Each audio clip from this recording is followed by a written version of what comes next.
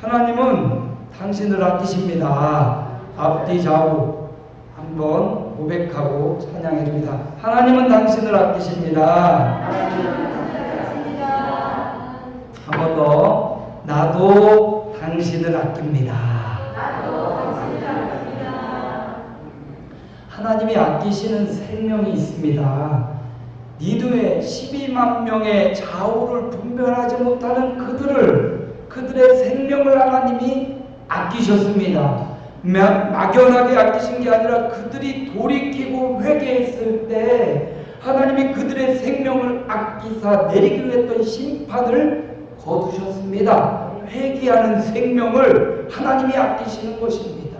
요나와 함께 배에 탔던 그 사람들 각자 자기의 신을 찾았습니다. 영문모를 까닭모를 태풍과 폭풍이 임하였습니다. 짐을 다 가볍게 했지만 풍랑이 잠잠해지지 않습니다. 그 배에 함께 탔던 사람들이 요나가 믿는 하나님, 요나가 믿고 신뢰했던 그 창조주 하나님에 대한 소리를 들었습니다. 그리고 요나를 살려보려고 애썼지만 살릴 수가 없었어요. 요나의 말대로 요나를 물바다로 던져버렸을 때 그때 배가 잠잠게 되었습니다. 요나와 함께 배에 탔던 그 사람들이 자기의 신을 버리고 전능하시고 창조주이신 여호와 하나님을 찾았을 때 하나님이 그들의 생명을 아껴주셨습니다. 하나님이 누굴 아끼셨습니까? 요나를 아껴주셨어요. 하나님의 말씀을 받고 때로는 하나님의 말씀과 정반대로 가지만 다시금 물고기 뱃속에서 회개하고 다시금 사명의 길을 가는 생명을 살리기 위해 사명의 길을 가는 요나를 하나님이 아끼셨습니다. 오늘 하나님은 보니까 생명을 아끼시는 것을 알 수가 있어요. 오늘 저와 여러분도 생명을 아끼고 생명을 살리고 세워내는 하나님의 아낌받는 보배가 되시기를 주님의 이름으로 축복합니다. 오늘은 미가서 말씀을 통해서 함께 은혜를 나눌 텐데 방황하지 말고 방향을 잡자. 따라한다. 방황 말고 방향을 잡자. 미가서의 대상인 북쪽 이스라엘과 남쪽 유다의 백성들이 방황하고 있습니다. 이사야 선지자와 거의 동시대에 미가 선지자로 활동을 했습니다. 호세아와 아모스는 그들보다 조금 앞서서 하나님의 말씀을 전했어요. 호세아나 아모스는 이 하나님을 떠난 너희가 망할 것이다 라고 선언을 했습니다. 결국 이사야의 시대에 미가의 시대에 북쪽 이스라엘이 동포들이 완전히 망해가지고 적국의 침입을 받아서 완전히 흩어지고 죽임당하고 잡혀갔습니다. 바로 그때 동포의 나라가 망한 그 아픔과 절박함 가운데 이사야 선지자가 하나님의 말씀을 전하고 오늘 미가 선지자도 하나님의 말씀을 전하고 있는 거예요. 너희가 왜 이렇게 방황하고 있느냐? 창조의 하나님, 구속의 하나님을 떠나서 왜 이렇게 방황하고 있느냐? 방황의 종지부를 찍고 다시금 하나님을 향하여 올바른 방향을 잡으라고 미가 선지자가 목놓아서 말씀을 전하고 있는 겁니다. 그래서 이사야 선지자도 보면 예수 그리스도에 대한 탄생과 이 땅에 오셔서 어떻게 하실 일을 이사야 선지자를 통해서 보여주고 미가 선지자에도 보면 예수님이 베들레헴 에브라다에 탄생하실 것을 예언하는 말씀이 나오고 새하늘과 새 땅을 창조하실 것에 대한 말씀이 이 미가서에도 반복되어 나오고 있는 걸 볼 수가 있습니다. 그만큼 시대가 북쪽 이스라엘이 망하고 남유다도 지금 거의 아수르 강대국의 틈바구니에서 지금 위기 가운데 있거든요. 그 위기 가운데 소망의 빛이신 예수 그리스도 구원자 메시아를 말하는 그런 말씀이 전파되고 있는 것입니다. 오늘 미가라는 이름의 뜻은 누가 여호와와 같은가? 누가 과연 여호와와 같은가? 그래서 미가서 7장 18절에 보면 자기 이름을 이렇게 말씀에 나오면서 누가 여호와와 같은 신이 누구인가? 라는 그런 말씀을 이렇게 전하고 있는 걸 볼 수가 있습니다. 여호와와 같은 신이 어디 있냐고. 하나님과 같은 신이 세상에 섬기는 우상, 저 강대국이 섬기는 우상들도 있고 수많은 나라가 섬기는 신들이 있지만 여호와와 같은 신이 어디 있냐고. 창조의 하나님이고 구원의 하나님이고 전능한 하나님이고 치료의 하나님이고 아멘을 해줄 만도 한데 날씨가 너무 더워서 그런 하나님이 어디 있냐고. 하나님과 비길 수 있는 우상이 어디 있냐고. 그런데도 그럼에도 불구하고 이스라엘 백성이 그 좋은 하나님을 믿고 선택의 백성이라고 하면서도 하나님을 버리고 우상을 따르고 돈을 따르고 세상을 따라가고 방황하고 있는 거예요. 방황하고 있어요. 그 방황의 끝은 사망이고 멸망인데 네가 선자가 몸 놓아서 그 사망의 길로 방황하지 말고 방향을 잡으라고. 전능하신 하나님, 살아계신 하나님께 올바로 방향을 잡으라고 외치고 있는 것입니다. 오늘 시대, 이 시대에도 동일합니다. 우리가 방향을 잃고 헤매인 적이 많이 있습니다. 여러 가지 세상과 환경과 직장과 가정에 매여서 때로는 방향을 잃어버릴 때가 있고 어떤 삶이 지치고 고달파가지고 방향을 잃어버릴 때도 있습니다.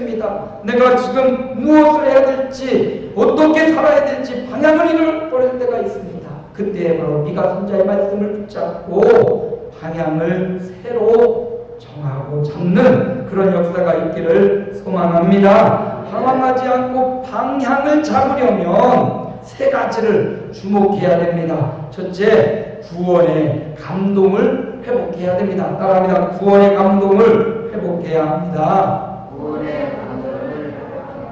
방황하지 않으려면 나를 구원하신 하나님이 누구신지를 발견해야 됩니다. 나를 구원하신 하나님을 만나야 됩니다. 처음 하나님이 만드신 사람은 너무나 완벽하고 너무나 귀중했습니다. 하나님의 말씀을 잘 따랐습니다. 그런데 뱀의 유혹에 따라, 사단의 유혹에 따라 하나님처럼 되려는 교만함이 그에게 들어가고 죄와 허물로 하나님과 멀리 떠나게 되고 그 죄와 허물은 하나님의 심판을 불러들였습니다. 오늘 말씀해 보니까 미가서에 보니까 이런 말씀이 나옵니다. 1장 5절 함께 읽습니다. 이는 다 야곱의 허물로 말미암음이요 이스라엘 족속의 죄로 말미암음이라. 야곱의 허물이 무엇이냐? 사마리아가 아니냐? 유다의 산당이 무엇이냐? 예루살렘이 아니냐? 왜 그들을 심판하십니까? 죄와 허물 때문입니다. 하나님이 지금 북쪽 이스라엘을 심판해서 멸망하게 한 이유가 있다면 변덕스러워서 그런 게 아닙니다. 하나님의 능력이 없어서도 아닙니다. 북쪽 이스라엘의 허물과 죄 때문입니다. 여기 허물이란 말은 반역했다라는 말입니다. 하나님의 뜻에 반역하고 거역한 것이 바로 허물이고 죄는 하나님의 뜻대로 살지 않는 것이 바로 죄입니다. 이 허물과 죄 때문에 하나님의 심판을 불러왔던 것입니다. 여러분, 구원의 감격을 잃어버리니까 죄에 빠지고 하나님을 반역하고 자기 길로 가는 것입니다. 에베소 2장 1절에도 보니까 너희 그는 허물과 죄로 죽었던 너희를 살리셨도다. 여기서 그는 누굽니까? 예수님이에요. 허물과 죄로 하나님을 반역하고 내 길로 갔던 우리를 예수께서 살리신 줄로 믿습니다. 죄는 이처럼 방황하게 만듭니다. 하나님을 반역하는 것은 인생을 방황하게 만들고 영혼을 방황하게 만드는 것입니다. 그러므로 방황을 끝내고 방향을 잡으려면 죄를 회개하고 하나님 앞에 나와야 되는 줄로 믿습니다. 허물과 죄로 죽었던 그들을 하나님은 구원하시는 분이십니다. 이사야 사사기 10장 11절에 보니까 이런 말씀이 있습니다. 화면에 나오죠. 여호와께서 이스라엘 자손에게 이르시되 내가 애굽 사람과 아모리 사람과 암몬 자손과 블레셋 사람에게서 너희를 구원하지 아니하였느냐. 하나님이 구원하셨다라는 말입니다. 허물과 죄로 죽었던 저와 여러분을, 사망으로 달려가는 저와 여러분을, 방황하고 있는 저와 여러분을 하나님이 그 가운데서 건져내시고 살려주셨습니다. 그 구원의 감동을 잃어버리니까 우리 인생이 방황하고 방향을 잡지 못하는 것입니다. 하나님은 어떤 분이십니까? 이사야 51장 13절에 보면 함께 있습니다. 하늘을 펴고 땅에 기초를 정하고 너를 지은 자 여호와를 어찌하여 잊어버렸느냐. 우리가 잊지 말아야 될 것이 있습니다. 우리를 구원하신 여호와를 잊어버려서는 안 됩니다. 삶이 아무리 고달프고 힘들어도 여호와를 잊어버리지 마시기 바랍니다. 여호와를 잃어버리는 것, 그것 바로 방황의 시작입니다. 삶의 연단에서 여호와를 잊어버리는 것, 그것이 방황하는 것입니다. 다시금 그 자리에서 창조주 하나님, 땅의 기초를 정하신 하나님, 하늘을 펴신 하나님, 그 하나님의 구원을 기억하십시오. 하나님의 구원의 감동을 회복하시기 바랍니다. 여태까지 살면서 죽을 뻔한 위기가 다들 한두 번씩은 있었을 것입니다. 가까이 갑자기 불어난 물로 수많은 사람들의 수재민이 발생했습니다. 집을 잃고 재산을 잃고 정말 물난리가 그렇게 오니까 저 섬진강에 화개장터가 완전히 잠겨가지고 소를 키우던 농민들이 정말 어려운 거고, 보셨어요? 소가 지붕 위에 올라가가지고 살려고 말이죠. 그 지붕까지 올라가서 있어서 올라갈 때는 올라갔는데 물이 다 나가고 나니까 내려오지 못하고 있는 그 소를 막 구조해내는 장면을 봤습니다. 그 사람들이 갑자기 물난리가 날죠. 어찌 알았겠어요? 정말 생명 하나 건지려고 가까스로 생명을 건졌다고요. 죽을 뻔했어요. 여러분, 이 사람들뿐만 아니라 우리도 살면서 죽을 뻔한 위기가 있었고, 죽을 만한 병에 걸렸다가 살아나기도 하고, 죽을 뻔한 사고를 경험한 적도 있습니다. 우리 권사님 한 분은 막 저 한계를 넘어가다가 차가 그냥 굴렀는데 정말 죽을 뻔하다가 가까스로 살아났다고요. 그때 깨달았을 겁니다. 이야, 내가 죽을 뻔한 자리에서 살아났구나. 내가 이제 덤으로 사는 거구나. 이렇게 생각하며 그 생명을 아끼고 그때 건져주신 하나님을 기억하고 있을 겁니다. 그런데 그 죽을 뻔한 위기에서 살아난 그 구원의 감격을 또 살다 보면 잊어버리고, 또 살다 보면 망각하고, 또 하나님의 은혜를 잊어버리는 어리석음을 우리가 범하고 있습니다. 저도 차 타고 가다가 큰 사고가 나서 죽을 뻔한 경험이 왕왕 있습니다. 그때 감격, 하나님이 날 살려주셨구나.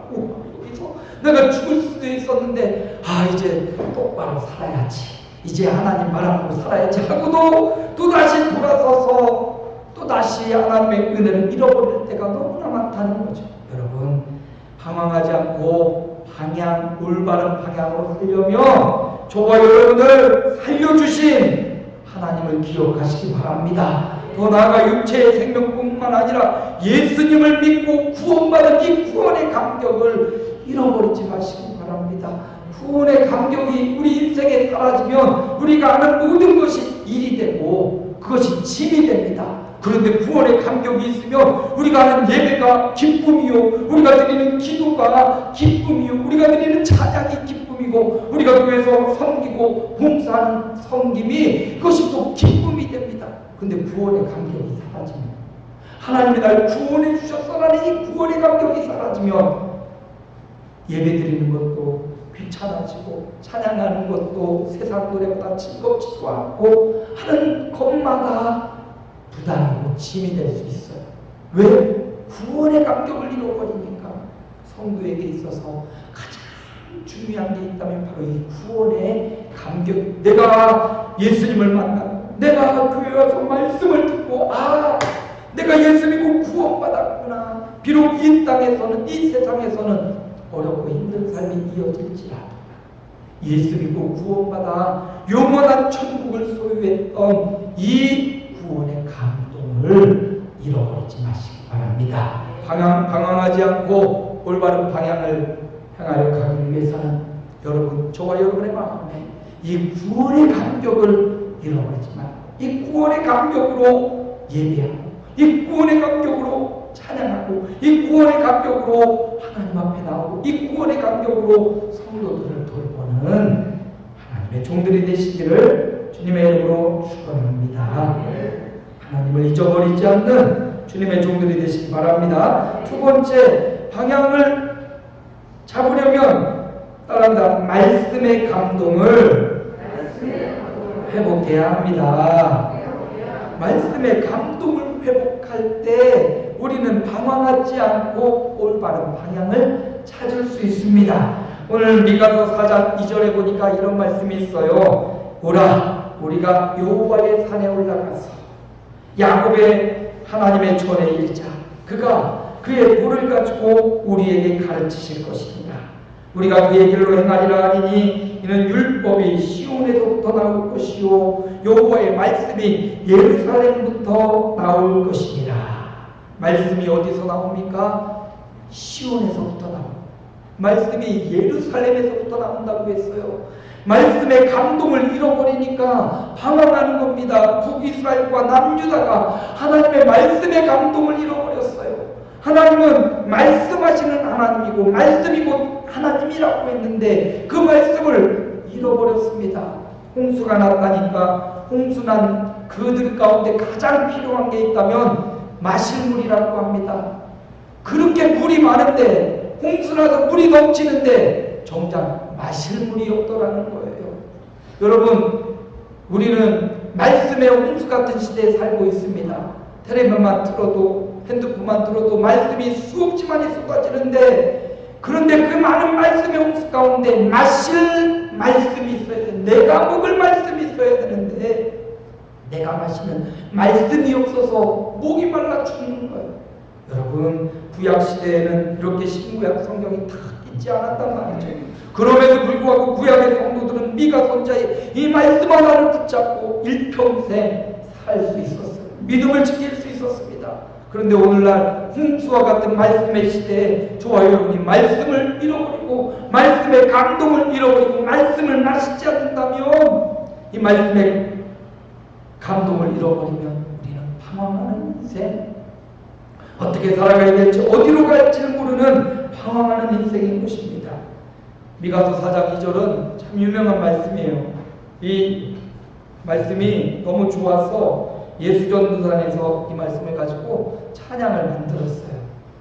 오라 우리가 여호와의 산에 올라 하나님의 전에 이르자. 들어보셨어요? 이런 찬양이 바로 미가서 4장 2절에 있는 말씀. 어떻게 말씀의 감동에 빠질 수 있는가? 여호와의 산에 올라가야 됩니다. 어디 산에? 여호와의 산에 올라가야 되고 하나님의 전에 이르러야 돼요. 하나님의 전, 성전을 의미합니다. 물론 우리가 개인적으로 하나님의 말씀을 묵상하고 읽고 적고 하기도 하지만 여호와의 산에 올라가서 여호와의 전에 이르러서 하나님의 성전에 와서 그곳에서 여호와의 도를 배워야 됩니다. 하나님의 말씀을 배우고 또 그 길로 행하리라. 말씀의 길로 행할 때 내 생각대로 가지 않고요, 내 느낌대로 살지 않고요, 하나님의 말씀을 배우고 성전에서 배운 그 말씀을 행하고 그 말씀의 길로 갈 때 우리는 올바른 방향을 잡을 수 있는 것입니다. 말씀이 우리가 가야 될 길입니다.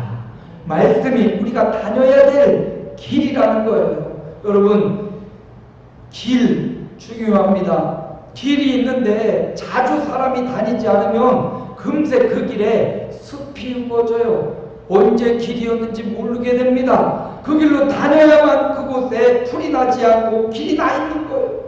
여러분 인생의 길, 여호와 앞에 나가는 길이 있는데, 이 말씀의 길이 있는데 말씀의 길로 다니지 않으면 그 길에 어느덧 숲이 우거져 가지고 길을 잃고 방황하는 겁니다.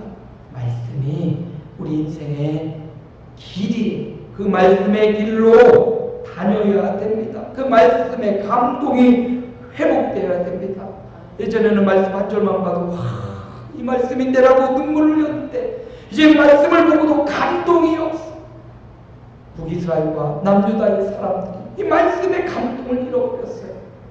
살아계신 하나님의 말씀인데 그냥 사람의 말로, 사람의 교훈으로 받아들여요. 데살로니가 사람들은 신사적이어서 하나님의 말씀을 받을 때 사람의 말로 받지 않고 하나님의 말씀으로 받았다라고 했습니다. 오늘 하나님의 말씀이 저와 여러분에게 있어서 그 말씀에 감동이 회복되기를 주님의 이름으로 축원합니다. 잠언 30장 5절에 보니까 하나님의 말씀은 다 순전하며 하나님은 그를 의지하는 자의 방패시니라. 하나님의 말씀은 다 순전하다, 깨끗하다, 정결하다. 정결하신 하나님의 말씀, 그 말씀을 의지하는 자에게 방패가 되어주겠다 말씀하셨습니다. 또 시편 119편 18절에 보니까 내 눈을 열어 주님의 율법에 놀라운 것을 보게 하소서. 저와 여러분의 영안이 열려서 하나님의 말씀에 놀라운 기이함을 볼 수 있는 눈이 열리기를 축원합니다. 똑같은 말씀이지만 어린 시절에 제가 보는 말씀이 틀리고요, 조금 나이 들어서 보는 말씀이 틀리고요, 또 지금 보는 하나님의 말씀이 틀려요. 똑같은 말씀인데 그 말씀에 영안이 열려지니까 그 말씀에 기이하고 놀라운 것들이 발견되어지더라는 거예요. 말씀의 감동이 회복되어져야 됩니다. 저와 여러분의 기도가 하나님 돈 좀 많이 벌게 해주세요, 하나님 좋은 직장 좀 갖게 해주세요, 물론 해야 됩니다. 그러나 더 깊은 저와 여러분의 기도가 주님 내 눈을 열어서 하나님의 말씀에 기이한 것, 놀라운 것들을 날마다 보게 하옵소서. 이런 기도, 말씀의 감동이 회복되어져서 인생길의 방황이 끝이 나고 하나님을 향한 올바른 방향이 세워지기를 주님의 이름으로 축복합니다. 세 번째 따라합니다. 삶의 감동을 회복하라. 구원의 감동을 회복하고 말씀의 감동을 회복하고 마지막으로 삶의 감동을 회복할 때 우리는 방황을 끝내고 올바른 방향을 잡을 수가 있습니다. 오늘 우리가 읽은 미가서 6장 6절에서 8절까지 읽었는데 어떻게 보면 미가 선자가 지금 강조하는 게 어떻게 보면 오늘 본문 말씀에 나와 있습니다. 우리가 어떻게 무엇을 가지고 하나님 앞에 나아갈까? 1년 된 송아지, 하나님 앞에 드려지는 제물 중에 소를 드리는 것, 이 소가 얼마나 귀하고 비쌉니까? 근데 1년 된 흠없는 송아지를 드렸다는 것은 굉장히 정성된 행위를 뜻하는 것입니다. 1년 된 송아지를 가지고 들어갈까? 아니면 천천의 수양을 가지고 하나님 앞에 나아갈까? 강물 같은 기름, 하나님 앞에 드리는 것 중에 기름을 드리거든요. 또 짐승을 잡아 드리는 건 이 기름을 드리는 거예요. 이 천천의 강물 같은 기름을 하나님이 기뻐하실까? 물론 하나님이 기뻐하십니다. 수양을 드리는 것, 또 송아지를 드리는 것, 수많은 기름과 삶의 열매를 드리는 것 기뻐하십니다. 그런데 미가 선자는 그렇게 말합니다. 하나님이 그것보다 그냥 송아지, 그냥 수양, 그냥 기름을 드리는 게 아니라 8절 말씀에 보니까 이런 말씀이 나옵니다. 미가서 6장 8절입니다. 사람아, 주께서 선한 것이 무엇임을 내게 보이셨나니 여호와께서 내게 구하시는 것은 오직 정의를 행하며 인자를 사랑하며 겸손하게 하나님과 함께 행하는 것이 아니냐, 이렇게 말씀하고 있습니다. 저는 이 말씀이 결국 삶의 감동이 있어야 된다는 거예요. 방황하는 이유는 삶의 감동이 사라졌기 때문입니다. 뭐가 사라졌어요? 정의가 사라졌어요. 삶의 감동을 위해 정의가 살아나야 되는데, 정의라는 것은 재판이고 올바른 판단을 의미합니다. 지금 북쪽 이스라엘이 망하고 남유다도 쪽에 힘이 안 돼. 보니까 제사장들도 타락하고, 보니까 정말 잘 사는 국왕대작들도 정의를 잃어버렸습니다. 그거 가지고 모아둔 그거 가지고 연약하고 얼버은 사람을 도와줘야 되는데 그냥 모으고만 있어요. 또 가난하고 얼버은 사람들은 원망만 하고 있어요. 너희들이 그러니까 그렇지 않고 사회가 하나님의 정의가 사라져버렸습니다. 서로를 돌보는 마음들이 사라져버렸어요. 정의가 사라졌어요. 또 인애가 사라졌어요. 인자하심이 사라져버렸습니다. 인자는 사랑을 말하는데 서로를 사랑하는 사랑이 사라졌어요. 송아지를 가지고 제사를 하고 수양을 가지고 제사를 드리고 있는데 수많은 기름은 예배당에 흐르고 있는데 정작 하나님이 원하시는 정의와 사랑은 그들 가운데 없다라는 거예요. 하나님이 그들의 송아지를, 그들의 사랑과 자비가 없는 재물을 받지 않겠다 말씀하십니다. 그리고 다시 가져와라. 다시 너의 삶의 감동을 회복하라. 너의 삶의 정의를 살리고 너의 삶의 사랑을 살리고 너의 삶의 겸손을 살려서 그 마음 정의와 사랑과 겸손을 가지고 하나님 앞에 와서 다시 예배하라고 말하고 있는 겁니다. 왜 그들이 방황합니까? 삶의 감동을 잃어버렸기 때문입니다. 어떻게 삶의 감동을 그럼 회복할까? 어떻게 정의롭고 어떻게 인자하고 어떻게 겸손하게 살 수 있을까? 6장 8절에 그렇게 말합니다. 맨 마지막에 보니까 내 하나님과 함께 행하는 것이 아니냐. 하나님 앞에서 사는 삶이 있다면 하나님이 우리의 일거수일투족을 바라보고 지켜보고 있다고 하나님을 의식하고 살아간다면 정의의 것입니다. 하나님이 불꽃 같은 눈동자로 우리를 지켜보시기에 우리는 더 많이 사랑해야 됩니다. 하나님 우리를 지켜보시기에 우리는 하나님 앞에서 교만하지 말고 겸손히 살아야 될 것입니다. 우리가 그렇게 살 때 하나님의 정의를 구하고 사랑하며 겸손하게 살아갈 때 우리 인생의 삶의 감동이 회복될 것입니다. 오늘 미가 선지자는 방황하는 이스라엘과 유다 백성들을 향하여 또는 오늘 이 시대를 살아가는 저와 여러분을 향하여 방황하지 말고 올바른 방향을 잡으라 말씀을 전하고 있습니다. 어떻게 구원의 감격을 회복해서 또 나아가 말씀의 감동을 회복해서 또 나아가 삶의 감동을 회복함으로 방황의 끝을 내고 올바른 방향 하나님이 가르치는 그 방향을 향하여 나아가라고 말씀하고 계십니다. 저와 여러분이 구원의 감동으로 말씀의 감동으로 삶의 감동을 회복하여 올바른 방향을 향하여 나아가는 귀하고 복된 생애가 되시기를 주님의 이름으로 축복을 드립니다. 살아계신 아버지 하나님 은혜를 감사합니다. 우리 하나님께서 우리에게 베풀어 주신 구원의 감격을 잃어버리지 않게 하옵소서. 하나님이 주신 말씀의 감동을 잊지 않게 하옵소서. 매일의 삶 가운데 예배의 삶뿐만 아니라 저들의 가정과 직장과 삶의 현장 사업장에서 하나님의 정의와 자비와 사랑과 겸손한 하나님 앞에서 살아가는 삶이 감동이 회복되는 역사가 있게 해 주옵소서. 그리하여 인생의 방황이 끝나고 하나님을 향한 올바른 방향으로 한 걸음 한 걸음 나아가는 저들의 복된 생애가 되게 하옵소서. 예수님의 이름으로 기도하옵나이다. 아멘.